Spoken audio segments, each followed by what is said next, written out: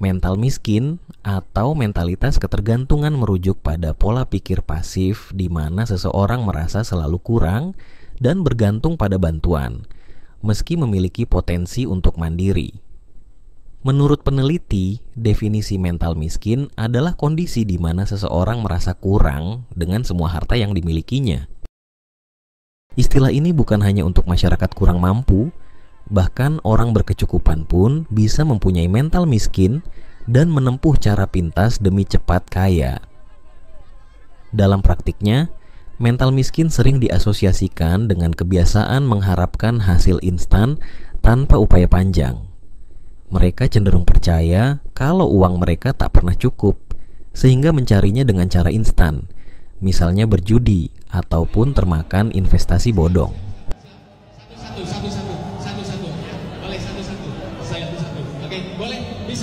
Parahnya, kelompok masyarakat yang bermental miskin ini sering menyalahkan orang lain atas kondisi ekonomi mereka, seperti menyalahkan kebijakan pemerintah. Secara umum, mental miskin berbanding terbalik dengan mental kaya yang lebih proaktif. Peneliti kumparan mencatat bahwa orang miskin cenderung mengembangkan mentalitas pasrah dan menerima keadaan apa adanya, sehingga mental miskin juga menghambat seseorang untuk keluar dari kemiskinan, meskipun ada peluang yang tersedia.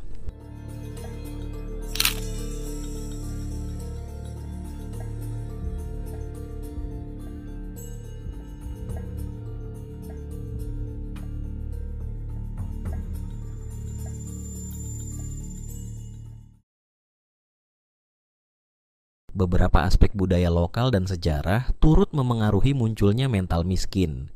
Di Jawa misalnya, nilai nrimo atau pasrah sering dihayati sejak kecil, sehingga orang miskin cenderung menerima nasib tanpa berjuang lebih keras.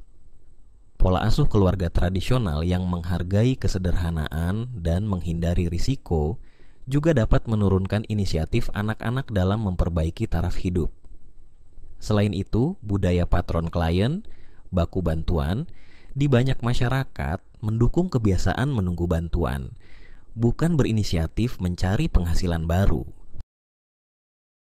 Dari sisi struktural, warisan sejarah kolonial yang menempatkan kaum miskin pada posisi marginal tetap terasa. Sosiolog Sumarjan menegaskan bahwa kemiskinan struktural di Indonesia bukan karena kemalasan, melainkan karena struktur sosial masyarakat yang ada membatasi hak-hak kaum miskin untuk mengakses sumber-sumber ekonomi.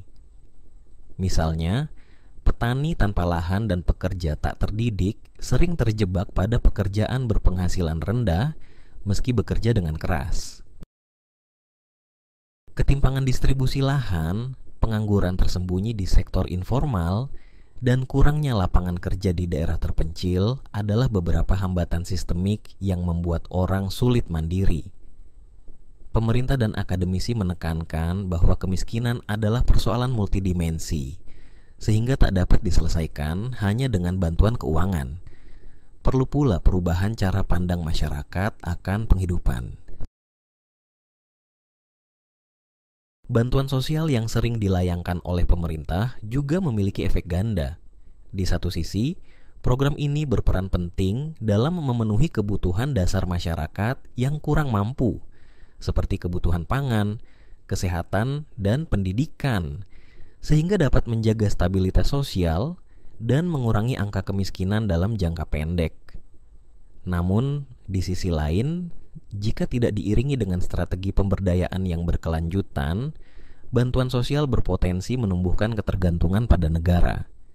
Masyarakat bisa menjadi pasif dan kehilangan dorongan untuk mandiri secara ekonomi karena merasa selalu ada bantuan yang datang tanpa harus berupaya lebih. Oleh karena itu, penting bagi pemerintah untuk menyeimbangkan bantuan langsung dengan program-program yang mendorong kemandirian, seperti pelatihan keterampilan, akses modal usaha, dan penciptaan lapangan kerja yang produktif.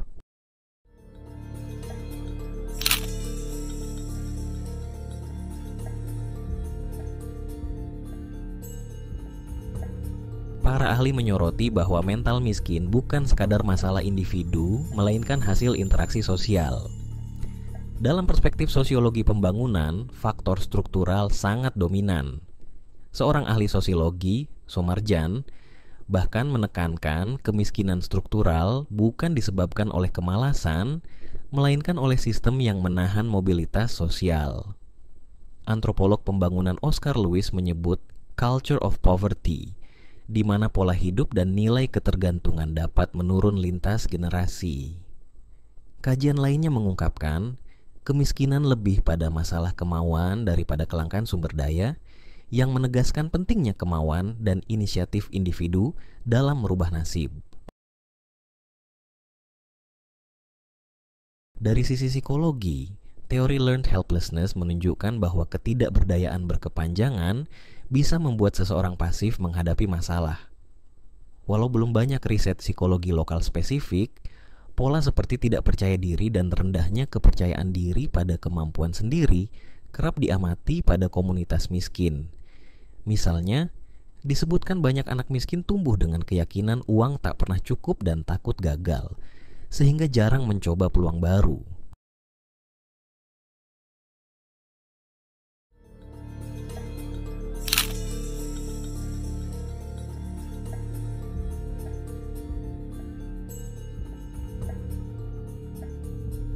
Beragam penelitian dan laporan media menggambarkan fenomena ini di lapangan.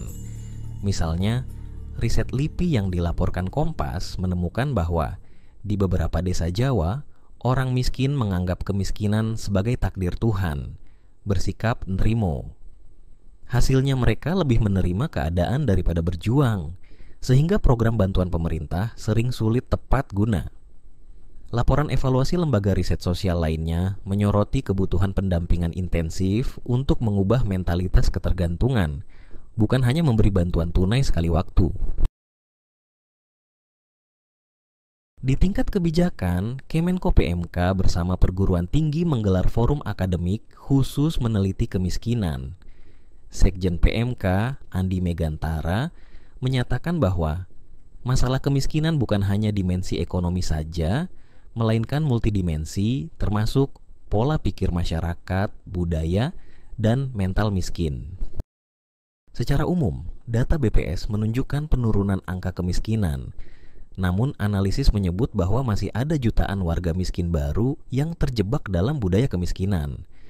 Sebagai contoh, sebuah program pemberdayaan mikro merekomendasikan penguatan kemampuan usaha dan motivasi kerja keras sebagai kunci untuk memutus siklus kemiskinan. Hal ini membuktikan bahwa selain bantuan ekonomi, aspek mentalitas memang menjadi fokus penting dalam penanggulangan kemiskinan.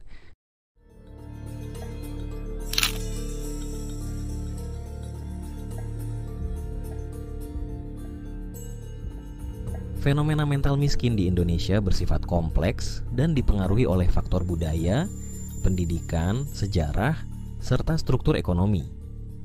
Para ahli sepakat bahwa kemiskinan lebih banyak disebabkan oleh faktor eksternal daripada cuma persoalan kemalasan personal.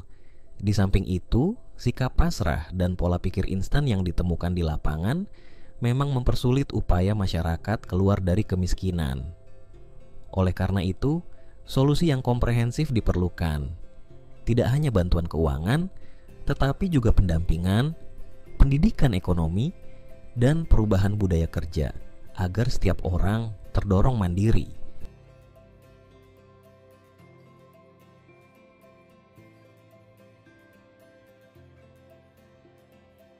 Jika Anda menyukai konten dengan pembahasan mendalam seperti ini, maka silakan subscribe ya, agar tidak melewatkan konten-konten serupa di masa mendatang. Dukungan Anda sangat berarti bagi kami, bukan hanya bagi keberlanjutan channel ini, tetapi juga bagi terbentuknya ruang diskusi yang baik.